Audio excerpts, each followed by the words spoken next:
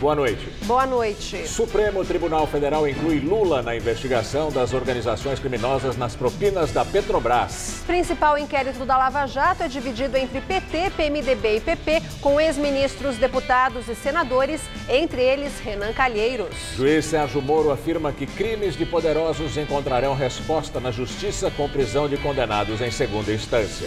Brasileiros tiram dinheiro da poupança. Este ano, até setembro, o total depositado caiu 50 bilhões de reais. Policiais do DEIC são presos suspeitos de integrar esquema milionário de extorsão de donos de postos de combustível.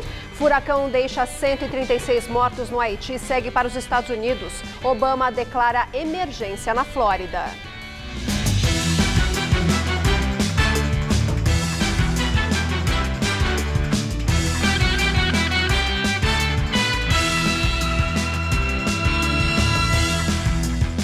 Três policiais do DEIC, o Departamento Estadual de Investigações Criminais, foram presos em São Paulo suspeitos de extorquir integrantes de uma quadrilha que desviava, adulterava e roubava combustíveis na região de Paulínia, no interior do estado.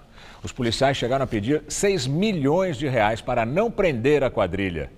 Ao todo, 5 pessoas foram detidas após investigações do GAECO. Além dos policiais, um empresário e um advogado do interior paulista também foram presos. Os policiais que foram detidos são responsáveis pela Operação Petroleiros, deflagrada em junho deste ano. A Operação Petroleiros foi realizada para combater desvios e roubos de combustíveis na região de Paulínia. Mas, segundo o GAECO, os agentes aproveitaram as investigações para extorquir dinheiro dos suspeitos. Os policiais cobravam propina de empresários que vendiam gasolina adulterada para que eles ficassem livres de serem investigados. O esquema foi denunciado por um empresário que estava sendo extorquido por policiais do DEIC. As investigações seguem em Campinas. Foi preso o pai da menina que deu creme de avelã adulterado para amigas. Segundo a polícia, o pedreiro Leôncio Fernandes dos Santos pretendia envenenar a própria filha. A prisão é temporária por 30 dias. De acordo com a investigação, o homem teria envenenado o pote de creme de avelã para matar a filha, porque não queria reconhecer a paternidade dela. Mas a menina de 11 anos não comeu o doce e deu para 6 amigas da escola, que passaram mal e foram hospitalizadas no dia 27 de setembro. Elas tiveram alta no dia seguinte. Leôncio passou a ser investigado depois que foi delatado por Kaique Vicente de Oliveira, de 21 anos, amigo da filha dele e que entregou o doce a ela. Kaique admitiu saber que o produto estava envenenado, mas negou ter aberto o doce. Ele responde por tentativa de homicídio. O pai da garota já tinha sido apontado pela mãe dela como suspeito do crime. O resultado da perícia feita no creme de avelã, que só deve sair no fim do mês, vai indicar as causas da intoxicação. A Polícia Federal em São Paulo realizou hoje uma operação conjunta com o Ministério Público da Suíça, que investiga um roubo de 2 milhões de francos suíços e 5 mil euros de um carro forte. O caso aconteceu em dezembro do ano passado. Na época, 3 brasileiros foram presos na Suíça. A ação da Polícia Federal, batizada de Helvética, cumpriu 5 mandados de busca e de apreensão. 1 em Ribeirão Pires e 4 em escritórios de advocacia em Mauá, também no ABC. Um acidente nesta semana na capital paulista revela o perigo de se andar com um veículo acima da capacidade máxima de passageiros permitida. Um carro superlotado se desgovernou e bateu num poste. Uma jovem morreu e várias pessoas ficaram feridas. Superlotar o carro é proibido por lei e pode dar multa. Não faz muito tempo que Jadson trabalha como taxista, mas ele já adotou uma regra que obedece à risca. Se o número de passageiros estiver acima do permitido, recusa a corrida na hora. Jadson sabe que dirigir um veículo superlotado pode causar acidentes. Você tem que respeitar a quantidade de lugares que tem. Se é 5, eu e mais 4, é eu e mais 4, né? Aí a gente dá a opção de chamar um outro táxi, ou senão não leva, né? Para a própria segurança, primeiro lugar de segurança. O motorista deste carro não levou em conta a segurança dos passageiros. Na última segunda-feira, o veículo que levava 8 pessoas bateu num poste na Avenida Miguel Conejo, na zona norte de São Paulo. Uma pessoa morreu e as demais ficaram feridas. Foram casos desse tipo que esse especialista avaliou nos anos de experiência na área de testes que simulam colisões no trânsito. Segundo ele, podem ocorrer acidentes com veículo superlotado, mesmo numa viagem curta. Os acidentes acontecem, na sua maioria, dentro de um raio de 40 a 50 quilômetros da sua casa. Então, se você considerar essa estatística, você vai ver que sempre é importante você tomar todos os cuidados, né? Mesmo que você vá fazer uma viagem de, vamos dizer, meia hora ou 20 minutos para ir até um restaurante, não faça isso. Evite fazer. É melhor, se é curta a viagem, vá lá, volta e pega outra pessoa.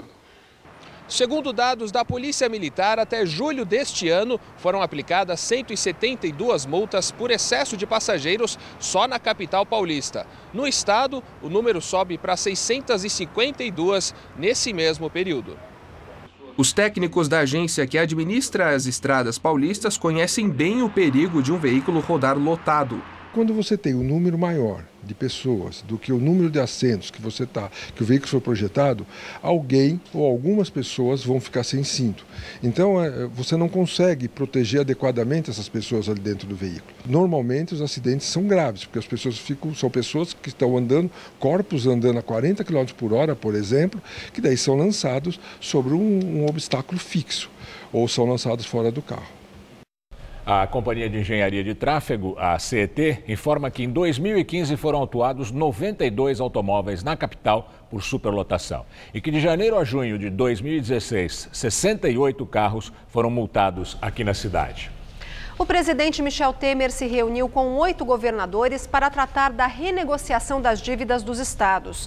No fim de agosto, um projeto foi aprovado na Câmara dos Deputados e, no momento, está na Comissão de Assuntos Econômicos do Senado. De acordo com o governador de Santa Catarina, Raimundo Colombo, do PSD, os governadores manifestaram apoio à reforma da Previdência. O ministro da Casa Civil, Eliseu Padilha, disse que Temer receberia ainda hoje a proposta mais atualizada sobre o tema. E agora o comentário de Josias de Souza, direto de Brasília. O governo de Michel Temer se equipa para votar na segunda e na terça-feira a emenda do teto dos gastos públicos, que congela as despesas da União por 20 anos.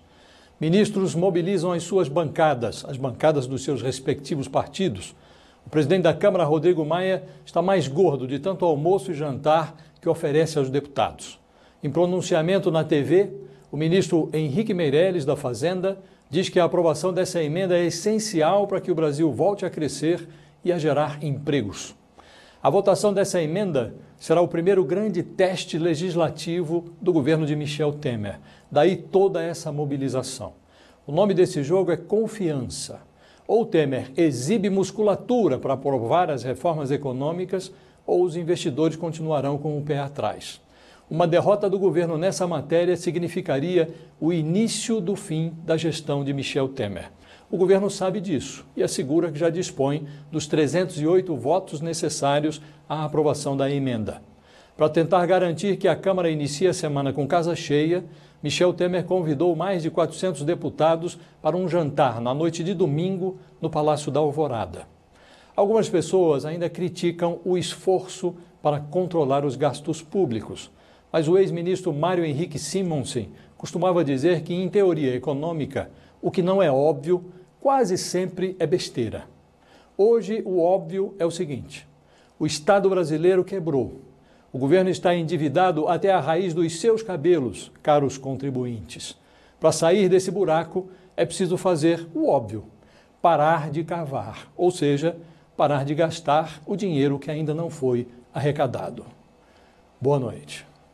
A Polícia Federal divulgou o nome de 3 presos na Operação Sermão aos Peixes, que investiga o desvio de verbas dos hospitais públicos no Maranhão. São eles Péricles Silva Filho e Benedito Silva Carvalho, do Maranhão, e Emílio Borges Rezende, da cidade de Juquitiba, em São Paulo. Segundo a Polícia Federal, eles são responsáveis por empresas terceirizadas da área da saúde que entre 2010 e 2013 teriam desviado 36 milhões de reais. A operação cumpriu 29 mandados judiciais no Tocantins e em Goiás e foram também sequestrados bens da quadrilha como aviões e carros de luxo.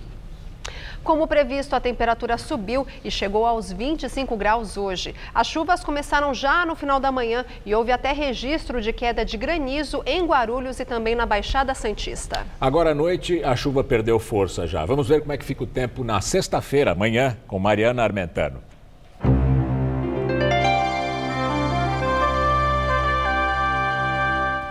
A chuva volta a se concentrar na metade norte do país por causa de um sistema de baixa pressão atmosférica que já está se afastando para alto mar. Com isso, os maiores volumes de chuva devem acontecer entre a Bahia e o interior do Pará. Já no centro-sul do Brasil, uma nova massa de ar seco volta a influenciar o tempo. Só chove no sul gaúcho e do litoral paranaense até o litoral capixaba. Vamos ver aqui a nossa tabela de temperaturas?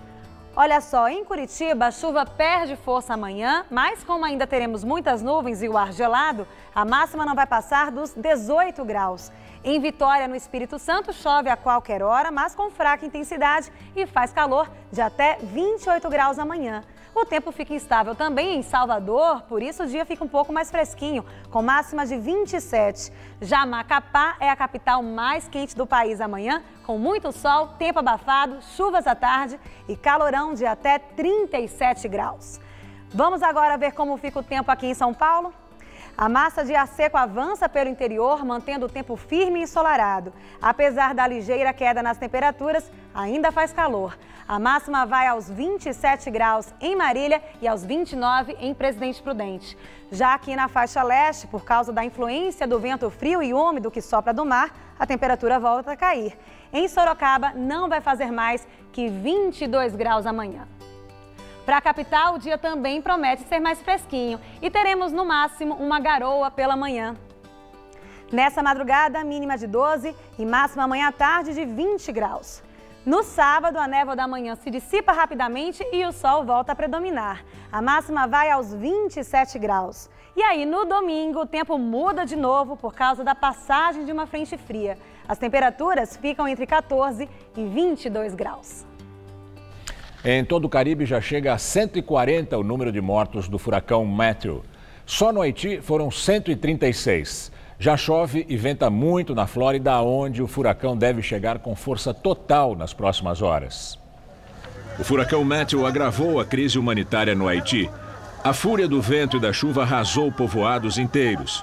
Parte da população estava morando em barracas desde o terremoto de 2010. A devastação foi especialmente brutal no sul, onde o vento chegou a 200 km por hora. Mais de 1.500 moradias foram inundadas. 300 mil pessoas estão em abrigos. Em Cuba houve inundações e mais de 30 casas foram destruídas na cidade histórica de Barracoa, mas não há registro de vítimas. O furacão passou pelas Bahamas com menor intensidade, mas ganhou força de novo e voltou à categoria 4, numa escala que vai até 5, e está chegando aos Estados Unidos. 4 estados do Sudeste devem sofrer o impacto e 2 milhões de moradores de regiões litorâneas da Flórida, Geórgia e Carolinas do Sul e do Norte receberam ordem para sair de casa. O presidente Barack Obama decretou emergência na Flórida, onde já chove e venta muito forte. Quem não precisou se deslocar foi obrigado a vedar as vidraças e estocar gêneros de primeira necessidade.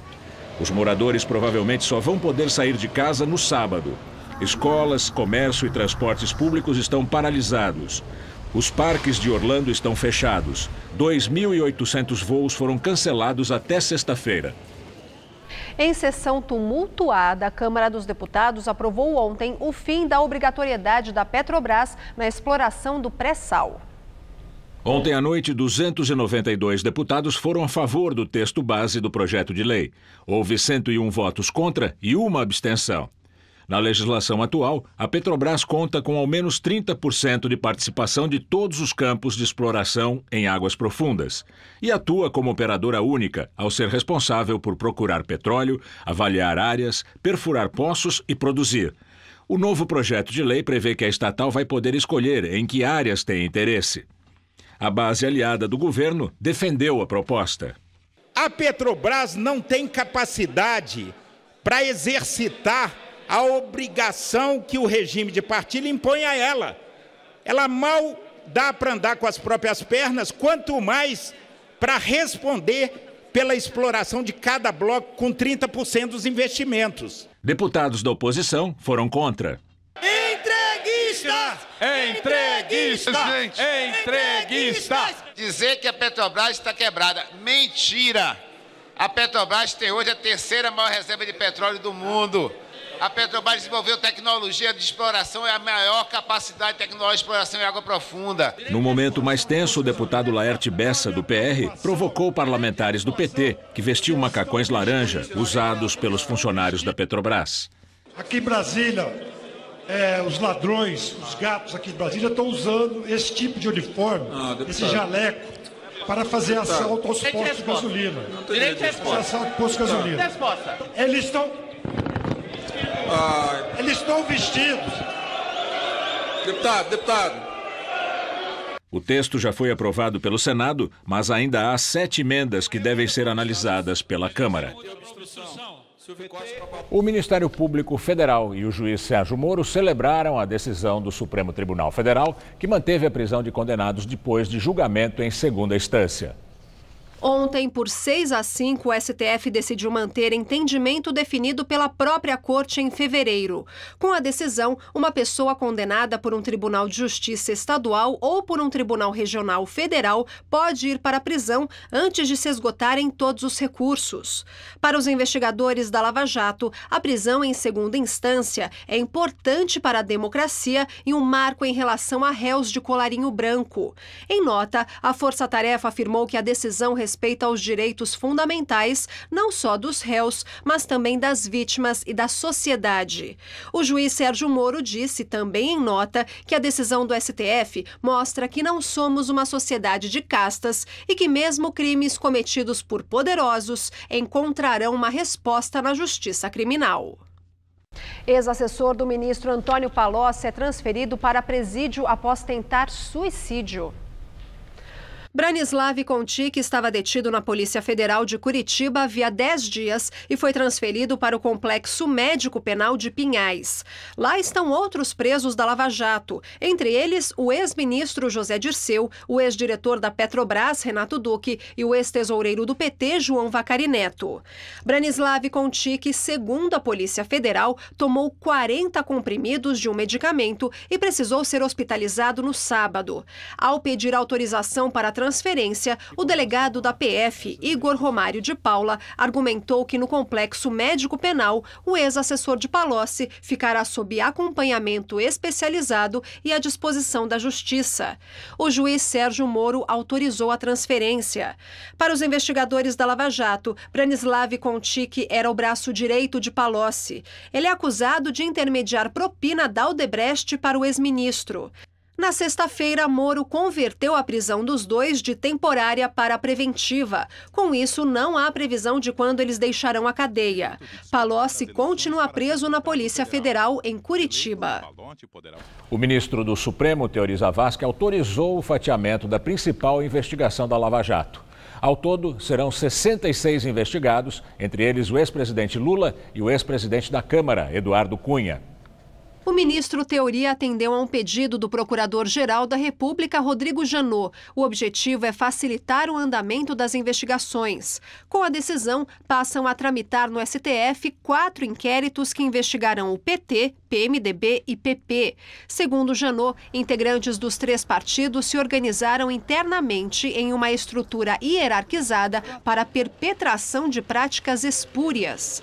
Janot disse ainda que os partidos formaram uma mesma organização criminosa com alinhamento de forma horizontal de núcleos políticos para cometer crimes contra a administração pública investigados na Operação Lava Jato.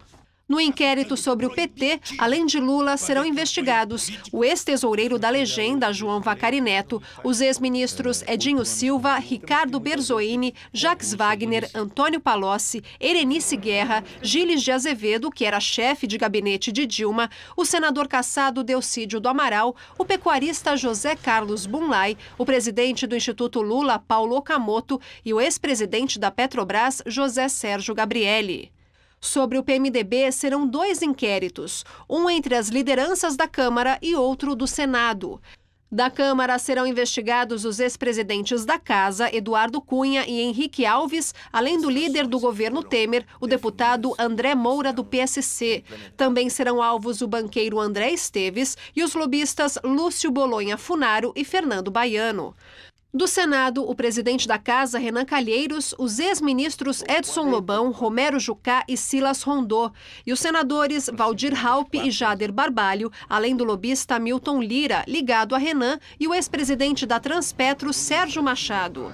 Já no outro inquérito, que trata do PP, serão investigados o vice-presidente da Câmara, Valdir Maranhão, os ex-ministros das cidades Aguinaldo Ribeiro e Mário Negromonte, os deputados federais Arthur Lira, Eduardo da Fonte e Luiz Carlos Reise, além dos senadores Benedito Lira, Gladson Camelli e Ciro Nogueira, presidente nacional da legenda. E agora vamos ao comentário de política com José Neumann e Pinto. Olha, é tanta gente que a gente fica confundido aqui, né? Essa história do presunto, né? Tem um presunto podre, que foi o fatiamento do parágrafo único do artigo 52 da Constituição, que permitiu que Dilma possa ser merendeira de escola, se ela quiser. E agora um fatiamento do bem. Em março de 2015, o Rodrigo Janot, procurador-geral da República, pediu para o Supremo autorizar uma investigação só para investigar uma organização criminosa, que agora ele descobriu que é hierarquizada, quer dizer, tem chefe, tem subordinado, né? O chefe, você sabe quem era, os chefes, né? A Dilma, o Lula e tal. E aí agora ele descobriu que é trabalho demais. Essa organização atacou todos os cofres da República, aparelhou e desmantelou o Estado brasileiro e ele está pedindo para fatiar em 4. A segunda fatia é do PT, 12. É o Lula, né? O Lula. E a Dilma não está. A Dilma não está, mas estão muitos petistas muito próximos da Dilma, né? Eu nem vou colocar o Palocci, que é mais próximo do Lula. Mas o Jacques Wagner era lá do Palácio, o Edinho Silva, o Berzoini e, sobretudo, a Erenice Guerra. A Erenice Guerra era lá uma datilógrafa lá no Ministério de Minas e Energia e Dilma a fez chefe da Casa Civil. Então, isso mostra definitivamente que uma coisa é um caso de corrupção, como é aquele caso que o Delcídio está sendo acusado, quando era tucano, quando era diretor da Petrobras, no governo Fernando Henrique. Isso é um caso de corrupção. O que houve nos 13 anos, 4 meses e 12 dias dos governos Lula e Dilma foi uma quadrilha que se reuniu, se organizou, planejou e fez um assalto inédito, inusitado na história da humanidade. Agora, com essa notícia do fatiamento, eu acho que o Lula perdeu qualquer autoridade para falar em perseguição, em coitadinho e para falar do Moro. Afinal de contas, quem está pegando o Lula agora não é mais o Moro, não é a Maria Priscila, juíza estadual aqui de São Paulo, que está conduzindo o inquérito do apartamento Triplex, não é o Valisney, o juiz poeta lá de Brasília, mas o Teori Zavascki, um cara que ele nomeou para o Supremo. Haja noite de insônia, né? Pois então, eu volto aqui, na terça-feira, tá? Eu conto com você aqui na terça-feira, viu? Direto ao assunto. Em pé! O jornal O Globo afirma que o líder do MTST, Guilherme Boulos, esteve ontem no Palácio do Planalto, onde teve uma audiência com o ministro da Casa Civil, Eliseu Padilha.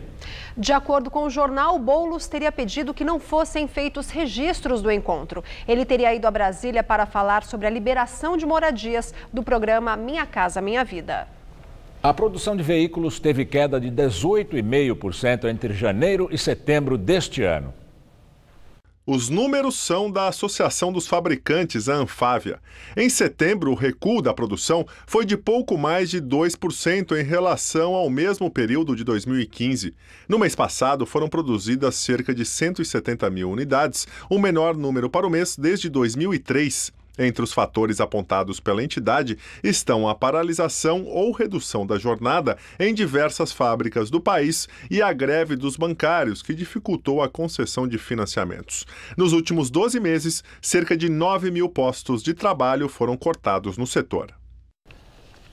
Desde as 11h30 da manhã, uma comissão especial analisa a proposta de emenda à Constituição que cria o teto para gastos públicos. Pela proposta, os gastos da União só vão poder crescer conforme a inflação do ano anterior. Esse projeto estabelece que esse cálculo vai valer pelos próximos 20 anos, mas a partir do 10º ano, o Palácio do Planalto poderá apresentar uma outra base. Em 2017, haverá exceção só para as áreas de saúde e educação, que só podem ou só devem passar a obedecer o limite a partir de 2018.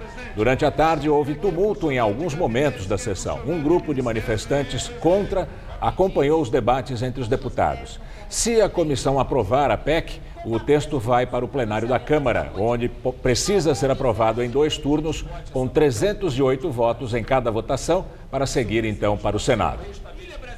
E em pronunciamento daqui a pouco, às 8 horas, o ministro da Fazenda, Henrique Meirelles, vai afirmar que a PEC que institui o teto para os gastos públicos pelos próximos 20 anos não vai retirar direitos da população.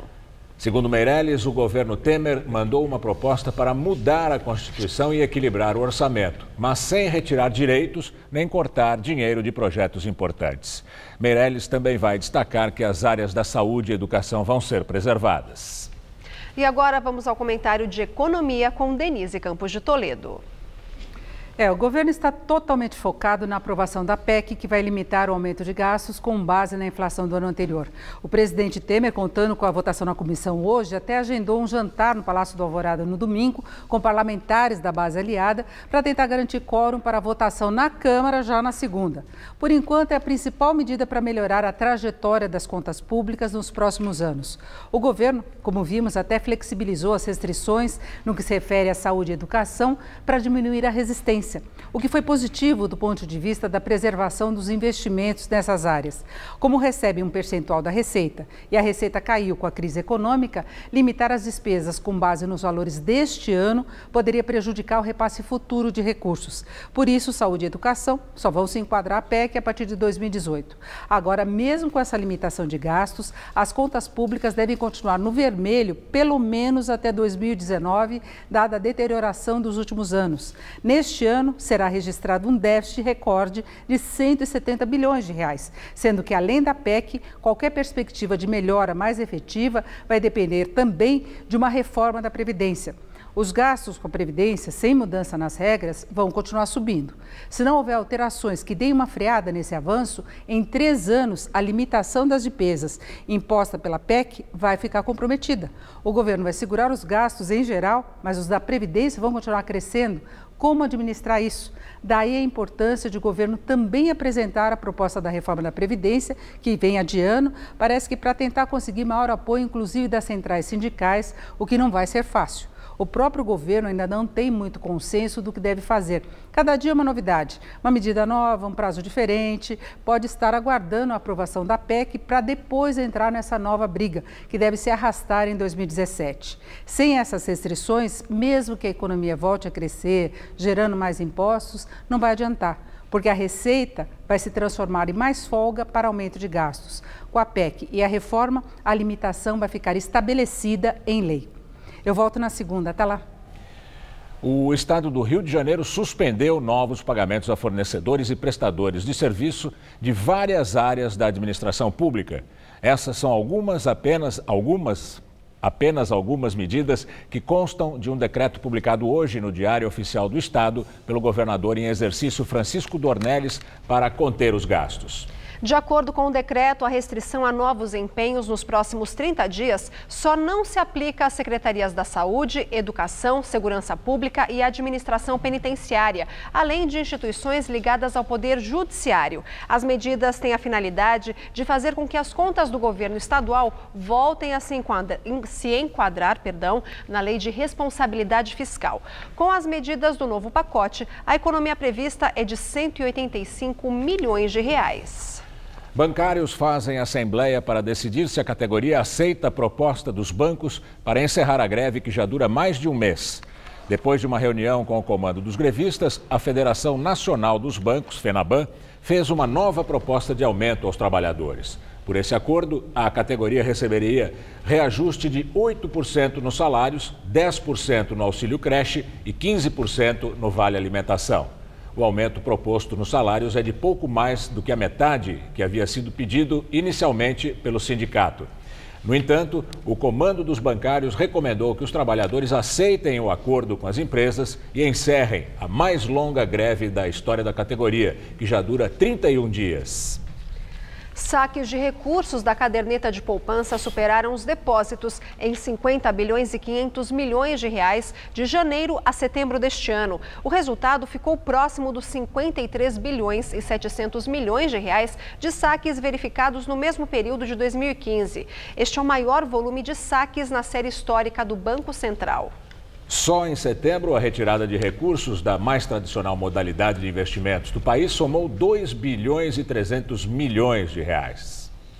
Ciclistas protestaram ontem à noite em frente à casa do prefeito eleito de São Paulo, João Dória, do PSDB. O ato foi acompanhado pela Polícia Militar e não houve nenhum incidente. Os ciclistas seguiram por ruas da região central até a casa do prefeito eleito, no Jardim Europa. Eles deitaram no chão para simbolizar as mortes e acidentes de trânsito envolvendo ciclistas e gritaram palavras de ordem contra o plano do Tucano para a mobilidade urbana. Durante a campanha, João Dória disse que não pretende ampliar as ciclovias da capital e que vai acabar com as que são menos usadas. Os manifestantes entregaram uma carta a um dos seguranças de Dória pedindo a não exclusão de ciclovias, que elas sejam expandidas, a continuidade do atual plano de mobilidade e dizendo não às privatizações que ele tem anunciado. A assessoria de João Dória afirmou que ele respeita o processo democrático e que está aberto ao diálogo. O PSDB e o PT são os partidos com mais representantes na Câmara Municipal de São Paulo. Dos 55 vereadores, 33 foram reeleitos e 22 vão exercer o cargo pela primeira vez. Agora começa a disputa pela presidência da Câmara. Dos 55 vereadores eleitos, 25 são da coligação que elegeu o futuro prefeito João Dória. E a base ainda deve crescer com a adesão de siglas vinculadas a outros candidatos. A expectativa é que 2/3 dos vereadores eleitos declarem apoio a Dória, o mesmo que Fernando Haddad tem hoje.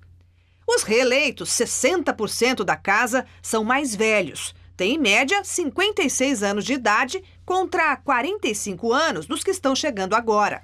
O índice de renovação de 40% é parecido com o da última eleição. Já a bancada feminina passou de 5 para 11 nomes, a maioria de tendência conservadora, 7 são evangélicas. No contraponto está Sâmia Bonfim, do PSOL, feminista.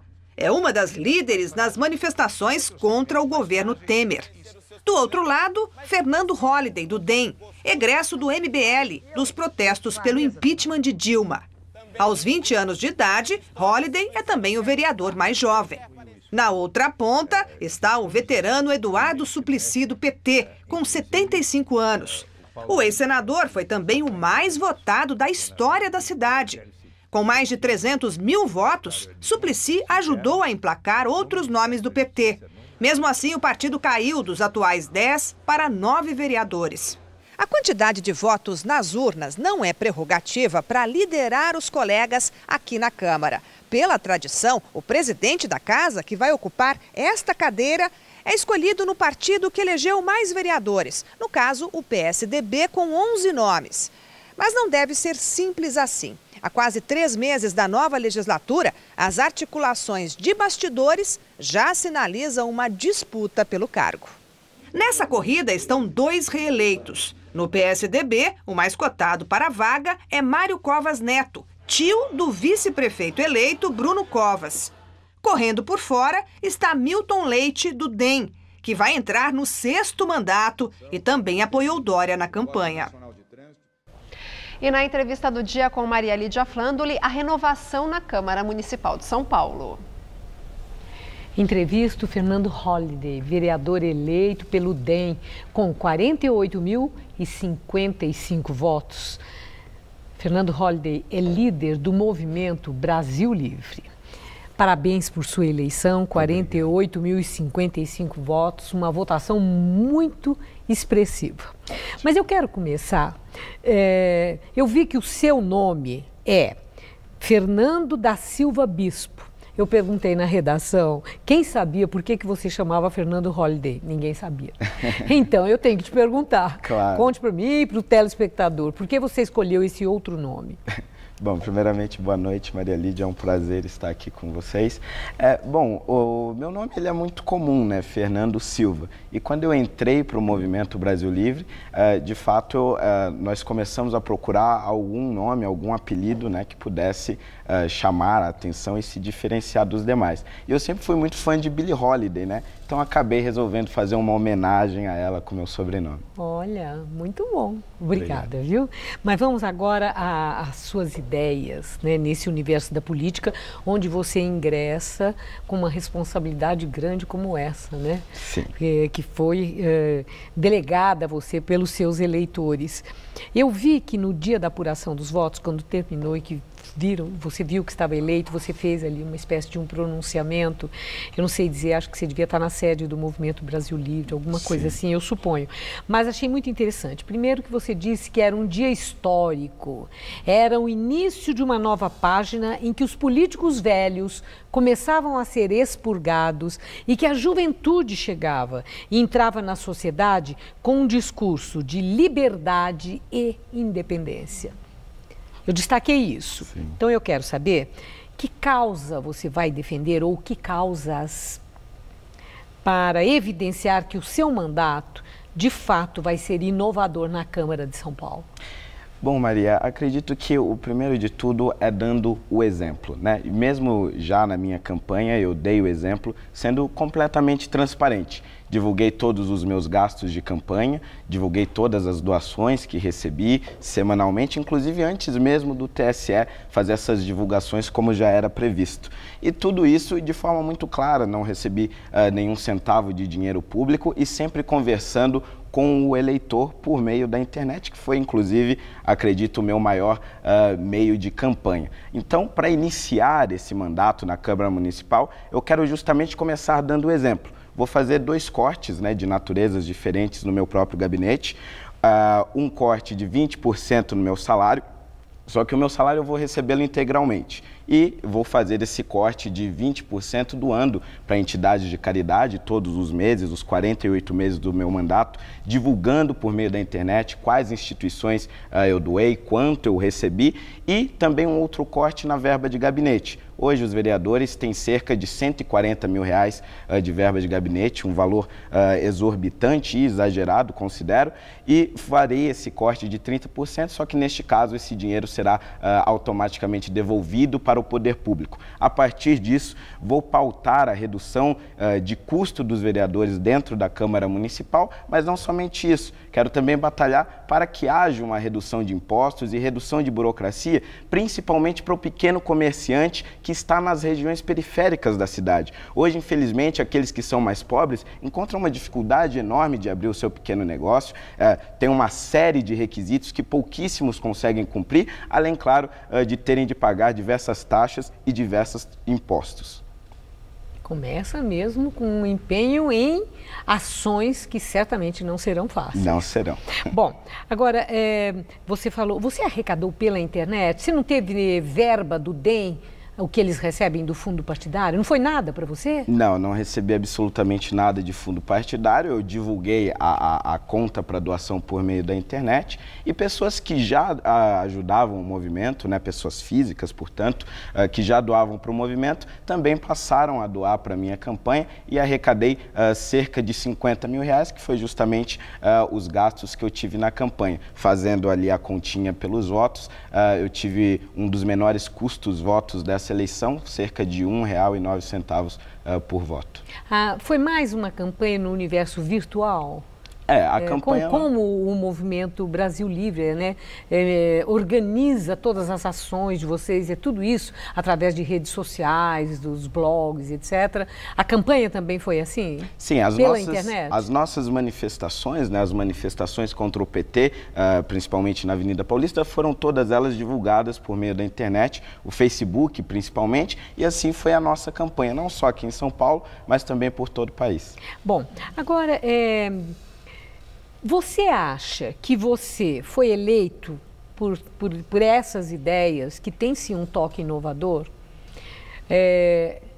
Ou você teve a sorte e surfou na onda antipetista, que também é alguma coisa que bate com aquilo que você pensa e expressa? Sim, na verdade o próprio Movimento Brasil Livre ele não nasceu somente para ser um movimento antipetista. Na verdade a ideia inicial era ser justamente um movimento liberal que levasse pessoas para dentro das instituições e que defendessem essas ideias. Então na verdade é um projeto de longo prazo desde o início, né? Eu acredito que a minha eleição é o primeiro passo para isso, mas claro, houve toda uma onda antipetista, inclusive as manifestações por todo o país demonstraram isso. E, claro, ajudou na minha eleição, mas acredito que é todo um conjunto, né? Um conjunto de ideias e também de toda uma história que não começou agora, começou há pouco mais, ou há quase 2 anos atrás. Bom, agora, Fernando, você é uma pessoa que expressa ideias que geram polêmica, e não são poucas. E dentre elas, eu me preparei para a nossa entrevista e vi muitos vídeos, vi entrevistas suas, assim, eu vi assim, ideias que você defende. Por exemplo, eu vi que você fala com muita clareza que é contra o Dia da Consciência Negra. Isso chama a atenção, que você é uma pessoa de origem negra. E você é contra o Dia da Consciência Negra, que é um dia de chamamento para a reflexão, de uma luta contra o racismo, o preconceito. Por que você é contra o Dia da Consciência Negra? Na verdade, eu acredito que o mais estranho é as pessoas já partirem do pressuposto, né, de que por ser negro eu devo defender o Dia da Consciência Negra ou mesmo as cotas raciais. Eu acredito que, na verdade... por uma identificação, possivelmente, no meu caso, por uma identidade, uma coisa que poderia identificá-lo com uma causa, né, que poderia ser pessoal também, por uma questão de biotipo. Sim, sim. Né? Mas na verdade o Dia da Consciência Negra é justamente o contrário, né? O movimento negro hoje no Brasil, infelizmente, ele foi tomado por pessoas que acreditam serem donas da verdade, né? Não há pessoas dentro desses movimentos que de fato façam um questionamento da necessidade ou da eficiência de haver um dia para a consciência negra ou da necessidade da eficiência de haver cotas raciais. O que acontece é que nós temos uma data que homenageia um verdadeiro assassino que foi Zumbi dos Palmares. Inclusive, alguns historiadores dizem que o próprio Zumbi chegou a ter escravos, mas isso nunca foi questionado, a história deste sujeito, que pouco se sabe, pouco se conhece. E é um dia tomado por esses movimentos que, ao invés de combaterem o racismo de fato, além de terem um discurso vitimista que rebaixa os negros, faz parecer com que todos os negros fossem incapazes devido à sua história, e na verdade não é, e tenta combater o racismo colocando todo e qualquer negro como uma verdadeira vítima. Eu penso justamente o contrário. Eu penso que o melhor método de se combater o racismo é justamente alcançando o sucesso, alcançando os seus objetivos por meio dos próprios méritos, lutando para alcançar e trabalhando também para alcançar, e não simplesmente fazendo discursos ou nomeando esta ou aquela data. Agora vem uma outra questão, que são as secretarias, que têm um objetivo social, como a Secretaria da Mulher, Secretaria das Pessoas com Deficiência, ou mesmo a Secretaria dos Afrodescendentes. E você também já expressou, né, uma ideia de que elas são desnecessárias, que seria bom extingui-las. Aquelas que existem, porque nem todas existem. Sim. Você não acha que para grupos que carregam historicamente uma carga mais difícil no enfrentamento do preconceito e também na dificuldade desigual na luta pela sobrevivência, que merecem uma atenção especial do poder público? Eu acho que, na verdade, há um erro aí, que é pensar que essas pessoas precisam de uma secretaria, de uma instituição governamental que cuide delas ou que tenha iniciativas para esses grupos, né? Ou para essas políticas públicas. Minorias. Mas, na verdade, o que tem acontecido é que essas secretarias não têm nenhum programa eficiente, seja no combate ao racismo, no combate ao preconceito a homossexuais, por exemplo. Na verdade, essas secretarias têm servido para verdadeiros cabides de emprego. Eles têm instrumentalizado essas secretarias. Muitos têm status, mas na verdade não há nenhum programa sério, de grande abrangência, que combata de fato o preconceito sobre essas chamadas minorias, ou que procure de fato trazer igualdade. Muito pelo contrário, essas secretarias muitas vezes têm políticas segregacionistas. Mas elas deveriam melhorar e mudar ou ser extintas? Não, elas não deveriam existir, porque não há necessidade de haver uma secretaria somente para tratar dos negros, somente para tratar das mulheres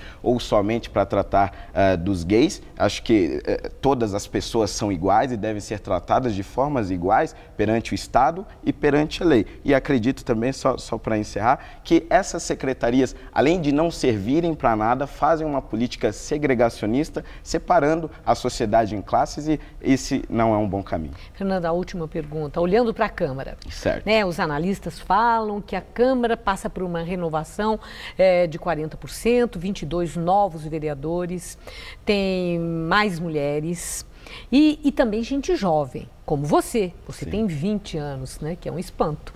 Vereador e tudo isso realmente chama a nossa atenção. Eu quero ouvir de você, olhando para a Câmara, analisando o novo perfil da Câmara, você tem a impressão que a Câmara pode estar mudando para melhor? De fato, essas renovações indicam uma mudança. Mas a maioria das pessoas que ainda estão lá vieram por meio da velha política e nós não podemos ignorar isso. A maioria das pessoas que estão lá gastaram centenas de milhares de reais, se não milhões, para conseguirem o cargo que conseguiram, e se comparar, então, os números com a minha campanha, é um negócio quase que absurdo. Então, mas há passos iniciais nessa mudança, acredito que não somente na Câmara Municipal de São Paulo, mas por todo o país. O Movimento Brasil Livre elegeu cerca de 9 candidatos por todo o país, ou seja, foi a iniciativa liberal que mais elegeu candidatos este ano, e é um primeiro passo para a mudança na política, para essa renovação, acredito que não somente em São Paulo, mas no país inteiro. Agradeço muito sua entrevista e espero que você volte outras vezes, até para prestar contas, né, daquilo que você vai estar fazendo na Câmara Municipal. Uma boa noite. Obrigada, Fernando. Boa noite. Gamberini. Você vai ver a seguir as notícias do esporte. Os gols do Brasileirão. Na rodada de ontem, Corinthians e São Paulo empataram seus jogos. O Santos venceu o Fluminense. Receitas Digitais Bradesco, com Bela Gil. Oi! Se para você já é natural fazer tudo pela internet, computador, celular, o Bradesco tem uma receita incrível para você. Atendimento à moda digital, tudo online. Você pode falar com seu gerente em horário estendido, tirar dúvidas com consultores de investimentos, sem precisar sair de casa. Tudo à moda digital. Experimente! Bradesco, digital ao seu gosto. Prepare-se, somente esta semana, mega saldão na Best Casa. Toalha de banho por apenas R$ 9,99. Dá pra acreditar. Toalha de banho por apenas R$ 9,99 cada. Travesseiro 170 views por apenas R$ 9,99. É isso mesmo, travesseiro 170 views por apenas R$ 9,99 cada. Porta travesseiro 170 views por apenas R$ 9,99. Preço imbatível. Porta travesseiro só R$ 9,99 cada. É amanhã, mega saldão na Best Casa. Quem tem paixão por comunicação sabe muito bem qual faculdade escolher. Aquela que prioriza a formação ética e humanística, sem deixar de lado vivência e experiência. Porque não basta estar preparado para o mercado. É preciso estar pronto para a vida. Se você quer se formar e transformar o mundo, faça Casper Libero. Vestibular 2017. Inscrições abertas. Faculdade Casper Libero. Paixão por comunicação. Vem aí o 13º Troféu Mesa Redonda. Troféu Mesa Redonda. Oferecimento LuxColor. Tudo que é muito bom é tão bom quanto pintar com LuxColor. Baltec, super manta líquida impermeabilizante. A outra, maravilha de cerveja.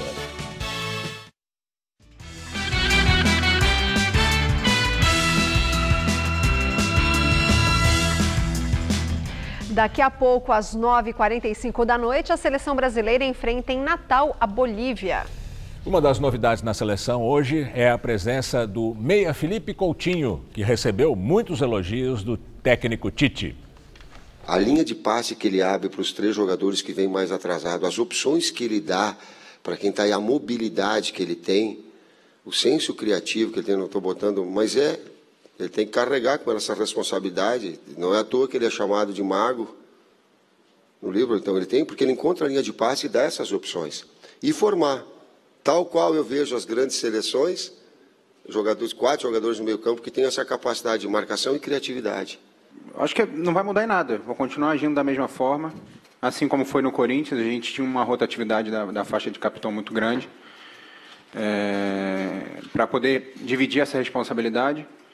Então, para mim não vai mudar.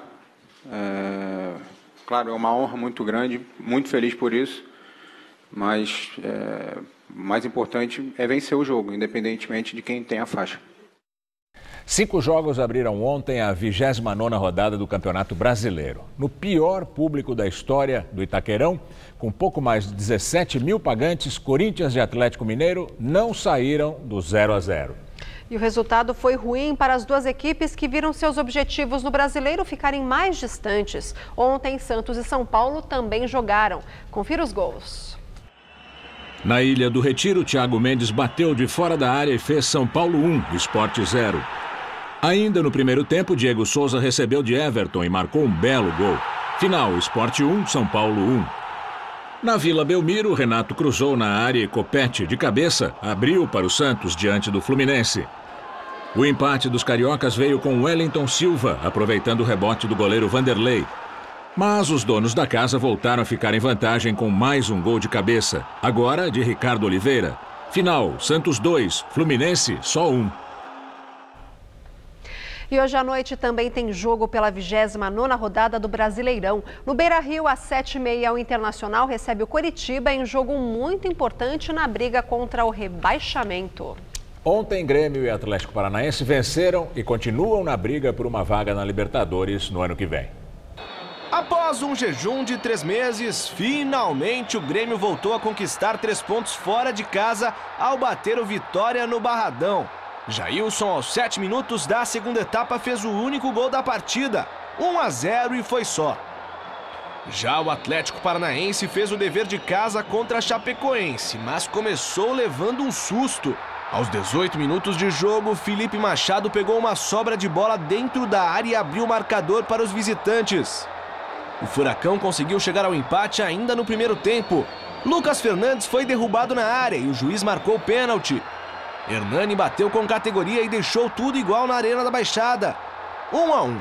A virada veio só aos 38 da etapa complementar com Pablo, completando cobrança de escanteio. 4 minutos mais tarde, Matheus Rosseto acertou um lindo chute de fora da área para definir o marcador. Atlético Paranaense 3, Chapecoense 1, placar final.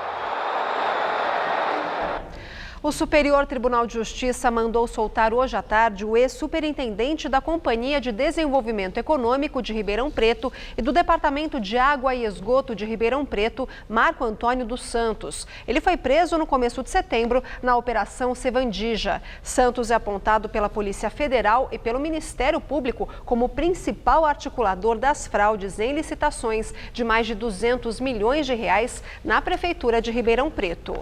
Além dele, o ex-secretário da Casa Civil, Lair Luquezzi Júnior, e o ex-superintendente da Coderp, Davi Mansur Curi, também tiveram a prisão preventiva convertida em medidas alternativas. Considerado o maior salão náutico indoor da América Latina, o São Paulo Boat Show reúne este ano mais de 100 expositores e pretende receber até o dia 11, próxima terça-feira, mais de 40 mil visitantes.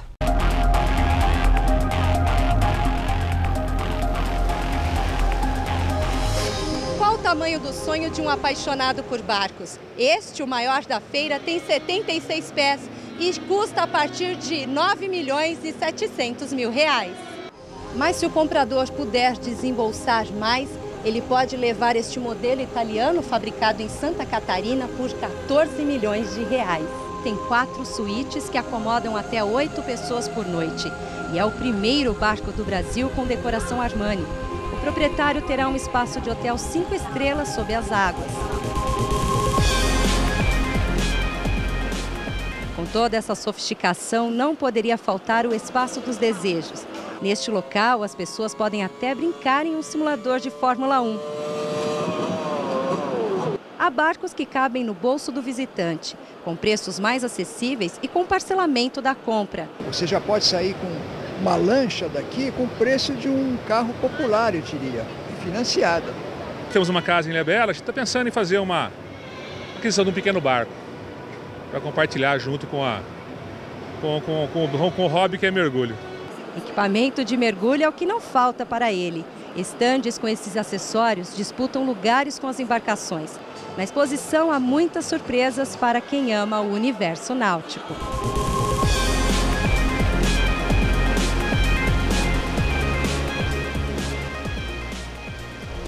A Boat Show está no São Paulo Expo, que fica no quilômetro 1,5 da Rodovia dos Imigrantes e vai até o dia 11 de outubro. Os ingressos custam R$ 70.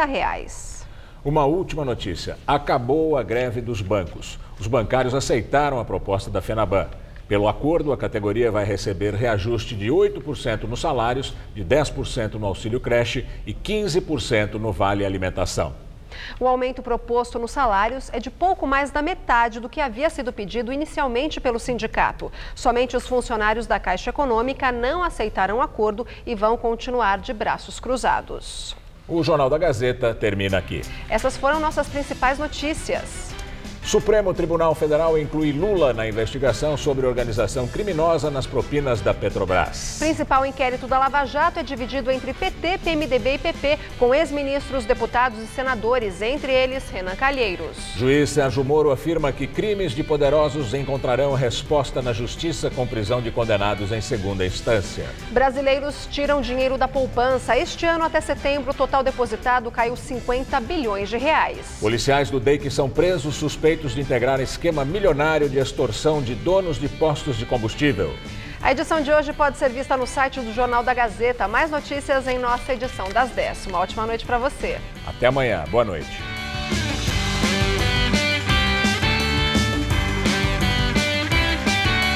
Saiba como as guerras influenciaram na medicina com o Todo Seu. Logo mais, 10h30 da noite.